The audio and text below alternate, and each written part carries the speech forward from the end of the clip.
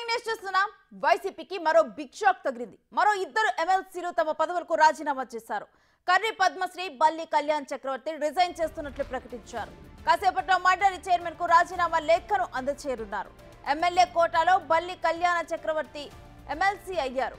ఇక గవర్నర్ కోటాలో కర్రి పద్మశ్రీ ఎమ్మెల్సీ అయ్యారు. నిన్న వైసీపీలో కీలక నేతలైన మోపిదేవి వెంకటరమణ, బీదా మస్తాన్ రిజైన్ చేశారు.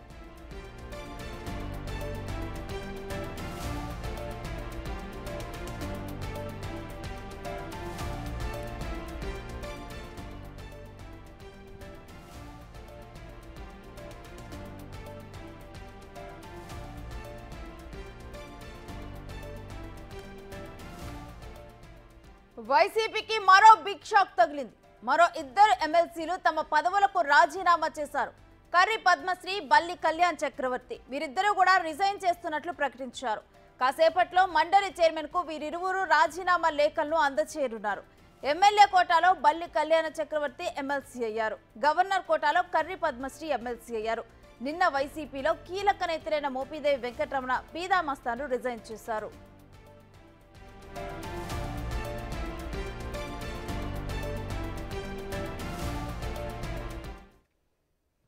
ఇక ఇదే అంశానికి సంబంధించిన డీటెయిల్స్ మా ప్రతినిధి మల్లికార్జున్ లైవ్ లో అడిగి తెలుసుకుందాం. మల్లికార్జున్, వీరిద్దరి రిజైన్ గురించి డీటెయిల్స్ ఏంటి?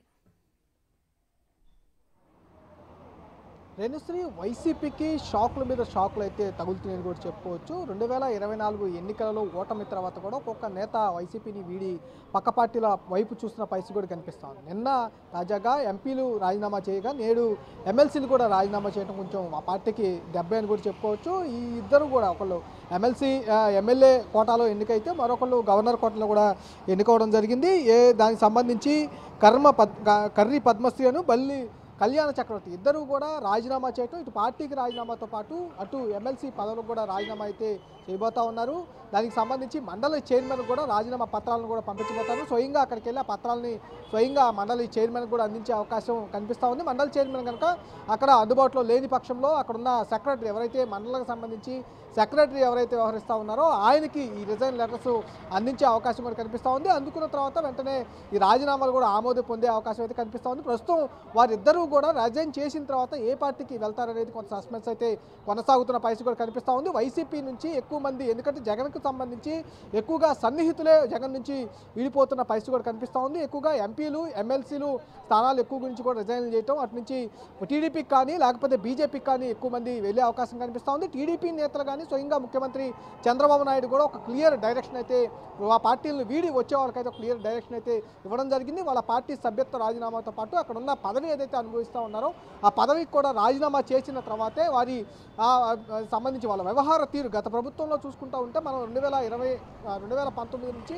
2024 కాలంలో కూడా పదవులు అనుభవిస్తేనే టీడీపీ టార్గెట్గా, అలాగే ప్రతిపక్షాలు బీజేపీ కానీ జనసేన కానీ టార్గెట్గా కూడా నేతల యొక్క వ్యక్తిగత విమర్శలు కూడా చేసిన పరిస్థితి కూడా ఉంది. కాబట్టి వాళ్ళ నేతలను ఎవరైతే రిజైన్ చేసి వస్తూ ఉన్నారో వాళ్ళ వ్యక్తిగత తీరును కూడా పరిగణలోకి తీసుకున్న తర్వాతే పార్టీకి కనుక కంపల్సరీగా వాళ్ళ ఉపయోగం ఉందంటేనే తీసుకునే పరిస్థితి ఉంటుంటూ కూడా ఇప్పటికే ముఖ్యమంత్రి చంద్రబాబు నాయుడు చెప్పడం జరిగింది. దానికి అనుగుణంగానే అయితే జనసేన అయితే ఇప్పటి వరకు చోటాపాకట నాయకులను అయితే పార్టీలో చేర్చుకుంటా ఉంది. వాళ్ళని కూడా వాళ్ళ యొక్క ప్రవర్తన తీరు, గతంలో వాళ్ళ పొలిటికల్ హిస్టరీ ఎలా ఉంది, వాళ్ళ పక్క పార్టీతో ప్రవర్తిస్తున్న తీరు ఎలా ఉంది అనే విషయాలపై కూడా అంతా చెక్ చేసుకున్న తర్వాత తీసుకున్న పరిస్థితి కూడా కనిపిస్తూ ఉంది. పై స్థాయిలో కంపల్సరీగా వాళ్ళ తీరునే ఎక్కువగా తీసుకున్న పరిస్థితి కూడా కనిపిస్తూ ఉంది. కాబట్టి కంపల్సరీగా పార్టీకి రిజైన్ చేసిన తర్వాత, అలాగే ఎమ్మెల్యే పదవులకు కానీ, ఎమ్మెల్సీ పదవులకు కానీ, అలాగే ఎంపీ పదవులకు కానీ రిజైన్ చేసిన తర్వాత అప్రోచ్ అయితే కనుక వాళ్ళ తీరుని బేస్ చేసుకొని, వాళ్ళ వ్యక్తిత్వాన్ని బేస్ చేసుకొని తీసుకునే పరిస్థితి కనిపిస్తూ ఉంది. ఇప్పటికే ఎంపీలు ఇద్దరు రిజైన్ చేసి అక్కడ రాజ్యసభలో కూడా రిజైన్ చేసి వచ్చేసారు. కాబట్టి వాళ్ళని తీసుకోవాలా లేదా అనే చర్చ అయితే కొంత నడుస్తున్న పరిస్థితి కూడా కనిపిస్తూ ఉంది. ఇప్పుడు తాజాగా ఎమ్మెల్సీలు కూడా రిజైన్ చేయబోతా ఉన్నారు. మండలి చైర్మన్కి ఆ రిజైన్ లెటర్లు కూడా అందించబోతున్న పరిస్థితి కనిపిస్తూ ఉంది. రేణుశ్రీ, అయితే ఇలా పార్టీని ఒకరి వెంట ఒకరు కూడా వీడిపోతూ ఉన్నారు. సో దీని మీద అసలు వైసీపీ కార్యకర్తలు అంటే అధిష్టానం ఏ విధంగా అంటే జగన్ అసలు స్పందనే లేదు, మరి కార్యకర్తలు ఏ విధంగా స్పందిస్తున్నారు? అంటే పార్టీని విడిపోతున్న నేపథ్యంలో కూడా అధినేత ఇప్పటివరకు ఈ పార్టీలు విడిపోతున్న నేతలపైన కూడా ఎక్కడ స్పందించిన దాఖలాలు కూడా లేవు. 4వ నెల గడుస్తున్న తరుణం ఒక్కొక్క నేత కీలక నేత, ఎందుకంటే వైసీపీ అధినేతకు చాలా సన్నిహితంగా వ్యవహరించే వాళ్ళే వెళ్ళిపోతాం ఎక్కువగా ఆశ్చర్యానికి గురిచేస్తున్న పరిస్థితి కూడా కనిపిస్తూ ఉంది. దాంతోపాటు మరికొంతమంది నేతలు అయితే గత పార్టీల నుంచి మళ్ళీ 2019 నుంచి 2019 నుంచి 24 కాల సమయంలో 5 సంవత్సరాల్లో కూడా గత పార్టీల నుంచి కూడా వైసీపీకి వచ్చిన వారికి కూడా కొంతమంది చాలామంది కీలక పదవులు కూడా ఈ వైసీపీ అధినేత జగన్ ఇవ్వడం జరిగింది. ఈ నేపథ్యంలోనే వారు కూడా కొంతమంది ఎందుకంటే ఎలక్షన్ల ముందు వెళ్ళిపోయిన పరిస్థితులు కూడా ఉన్నాయి. కానీ ఎలక్షన్లు అయిపోయిన తర్వాత ఓడిపోయిన తర్వాత జగన్కు సన్నిహితంగా ఉన్న నేతలే ఎక్కువ మంది వెళ్ళిపోతున్న సంఘటనలు అయితే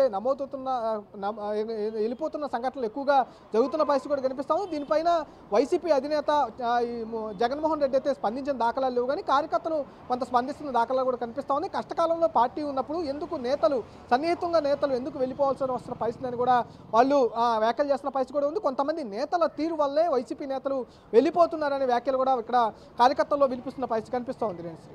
రైట్, థ్యాంక్ యూ మల్లికార్జున్.